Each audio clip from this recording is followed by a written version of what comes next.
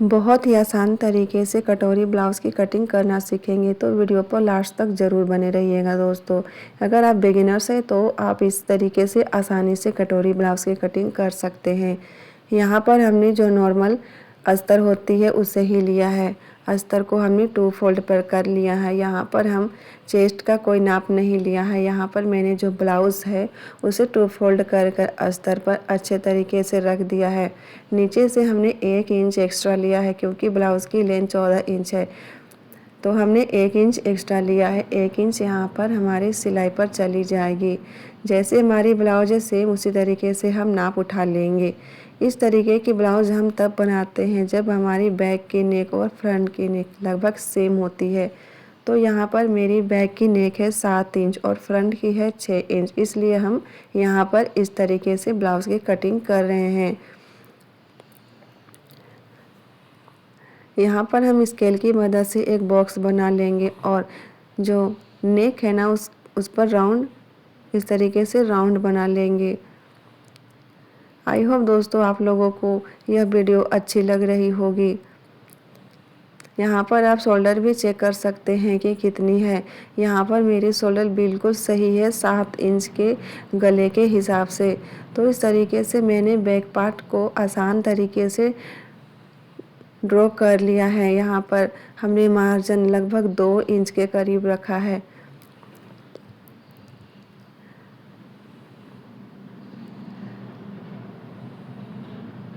तो ये देखिए दोस्तों हमारा बैक पार्ट रेडी हो गई है। अब इसे हम कट कर लेंगे। यहाँ पर हम चेक कर रहे हैं ब्लाउज़ की लेंथ। ब्लाउज़ की लेंथ टोटल 15 इंच है। यहाँ पर 1 इंच हमारी सिलाई पर चली जाएगी तो टोटल 14 इंच बचेगी, जो कि हमारी ब्लाउज़ की रेडी लेंथ है। यहाँ पर हम इसे कट कर लेंगे। तो यह ब्लाउज़ बनाने का काफ़ी आसान तरीका है दोस्तों। इस तरीके से आप ज़रूर ट्राई करिएगा। इसकी फ़िटिंग भी काफ़ी अच्छी आती है। तो यह बैक पार्ट कट गई है। अभी हम जो बैक पार्ट है ना उसे लेंगे और पेपर के ऊपर इसे कट करेंगे। तो पेपर को यहाँ पर मैंने 2 फोल्ड पर कर लिया है। नीचे से हम लगभग 1.5 से 2 इंच जितना एक्स्ट्रा लेंगे, क्योंकि यहाँ पर हम कोई मार्जिन ऐड नहीं कर रहे हैं। जो मार्जिन लेनी है वो हम पेपर के कटिंग पर ही मार्जिन ले लेंगे। और जैसे हमारी बैक है सेम उसी के नाप से यहाँ पर हम पेपर पर ड्रॉ कर लेंगे। तो ये मैंने बैक को लिया है और ड्रॉ कर लिया है। यहाँ पर मैं आर्म होल का शेप लगा रही हूँ फ्रंट के छटाई के लिए। तो यहाँ पर हमने हाफ इंच अंदर की ओर आर्म होल की छटाई की है। यहाँ पर मैं ब्लाउज़ को ले लूँगी और इसकी नेक की लेंथ कितनी है और शोल्डर टू एपेक्स की दूरी कितनी है उसे मैं यहाँ पर चेक कर लूँगी। तो यहाँ पर लेंथ है, नेक की लेंथ है 5.5 इंच और शोल्डर टू एपेक्स है 10 इंच। तो मैं इसे चेक कर लेती हूँ। यहाँ पर हम नेक देखेंगे, नेक 5.5 है तो यहाँ पर हम 6 इंच पर एक निशान लगा लेंगे।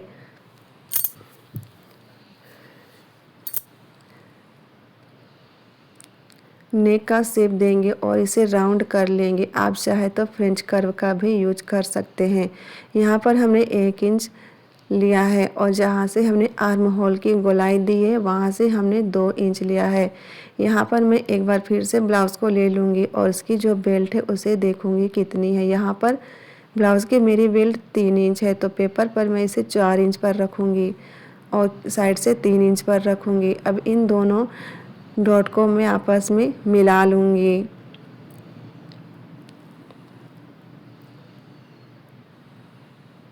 यहाँ पर हमने जितनी भी मार्जिन रखी है एक स्केल के बराबर, मतलब लगभग 2 इंच के लगभग हमने मार्जिन रखा है, तो हमने वहाँ पर एक निशान लगा लिया है। मार्जिन से 3 इंच की दूरी पर हमने निशान लगाया है। आप चाहें तो ब्लाउज़ से भी इसे चेक कर सकते हैं कि कितनी रखनी है। जितनी भी आपकी ब्लाउज़ में आएगी उससे 1 इंच एक्स्ट्रा ही ले लेंगे। अब इसे हम एक कटोरी की शेप दे देंगे। तो कटोरी की शेप देने के लिए आपको हाफ इंच अंदर या हाफ इंच बाहर की ओर भी आना होगा, तो कोई दिक्कत नहीं है, ब्लाउज़ में उतनी चलती है। तो ये हमने कटोरी ब्लाउज़ का ड्राफ्ट कर लिया है। अभी हम इसे कट कर लेते हैं। हमने जो भी मार्जिन ऐड करना है सारे हमने पेपर कटिंग पर ही ऐड कर लिया है। हमें अस्तर पर अलग से किसी तरह की कोई मार्जिन लेने की कोई ज़रूरत नहीं है दोस्तों।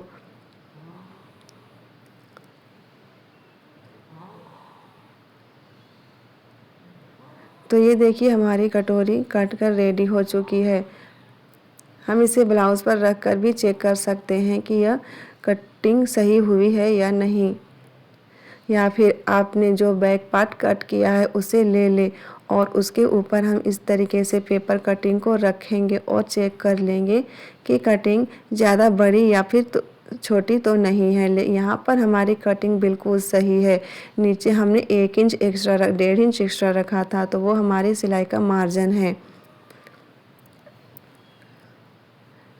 अस्तर पर हमने सारे ड्राफ्ट को इस तरीके से रख लिया है और निशान बना लिया है। आई होप दोस्तों आप लोगों को यह वीडियो समझ में आ रही होगी। अगर आप लोगों को मेरी यह ब्लाउज़ की कटिंग की वीडियो अच्छी लगी है तो प्लीज़ आप मुझे कमेंट कर सकते हैं और मेरे वीडियो को लाइक कर दे और शेयर ज़रूर कर ले। यहाँ पर हम जो कटोरी बना रहे हैं इसमें हम 3 इंच का टक्स लगाएंगे, तो हम 3 इंच के हिसाब से ही कटोरी कट कर रहे हैं। जो भी हमारी कटोरी है उसके एक साइड हमने 1.5 इंच लिया है और एक साइड से 1.5 इंच लिया है, टोटल हमने 3 इंच लिया है। अभी हम इसकी कटिंग कर लेंगे।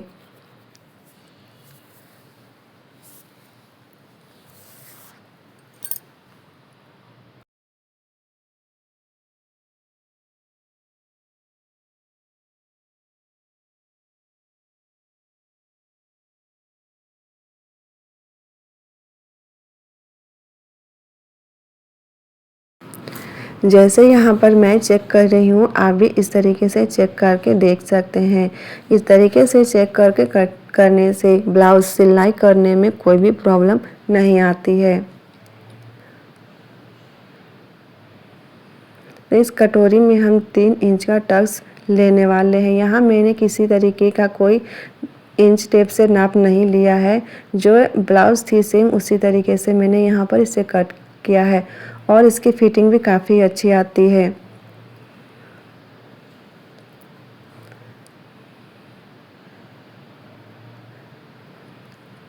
तो ये हमारी कटोरी ब्लाउज़ की कटिंग काफ़ी आसान तरीके से हो गई है दोस्तों।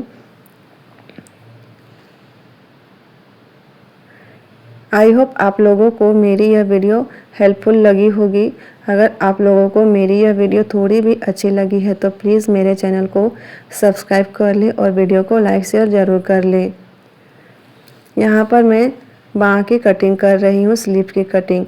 तो अस्तर हमारी थोड़ी सी कम हो गई है, तो उसमें हम थोड़ा सा जॉइंट लगा लेंगे। तो इस तरीके से हम इसमें जॉइंट लगाएंगे। यहाँ पर हम बाँह में 3 इंच की झुकाव दे रहे हैं। अगर ये लॉन्ग स्लीव होती तो हम इसमें 3.5 इंच का झुकाव देते। तो ये हमने स्लीव का ड्राफ्ट कर लिया है और इसे कट कर लेंगे।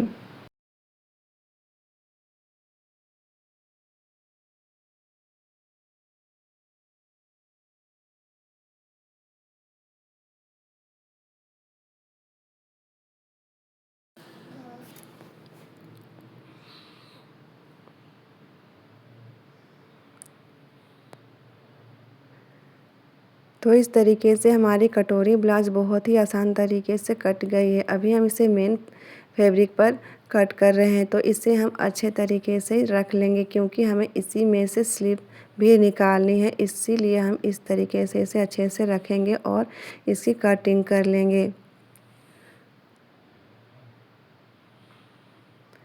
इस तरीके से अगर हम ब्लाउज़ बनाते हैं तो हमें ब्लाउज़ का कपड़ा कम नहीं पड़ता और हम आसानी से ब्लाउज़ बना सकते हैं। तो फ्रेंड्स, कैसी लगी आप लोगों को मेरी यह कटोरी ब्लाउज़ कटिंग करने का तरीका?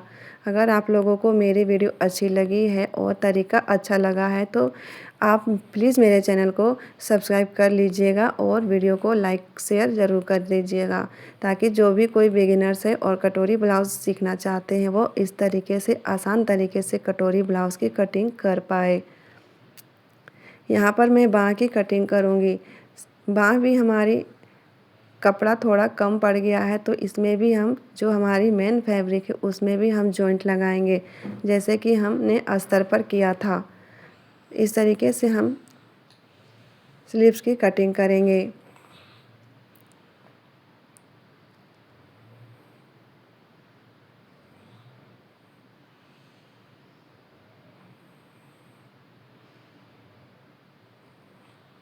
यहाँ पर भी हमें जॉइंट लगानी होगी, क्योंकि इसमें थोड़ा कपड़ा हमारा कम पड़ गया है, तो इस तरीके से हम जॉइंट लगा लेंगे तो वो पता नहीं चलती है जॉइंट। वैसे ज़्यादातर ब्लाउज़ में हमें इस तरीके से जॉइंट लगानी पड़ती है, अगर छोटी साइज़ की बनाते हैं तभी हम जॉइंट नहीं लगानी पड़ती है। तो इस तरीके से हमारी कटोरी ब्लाउज़ कट हो जाती है। अभी हमें फ्रंट में थोड़ी छटाई करनी होगी, तो छटाई आप अपने अकॉर्डिंग कर सकते हैं।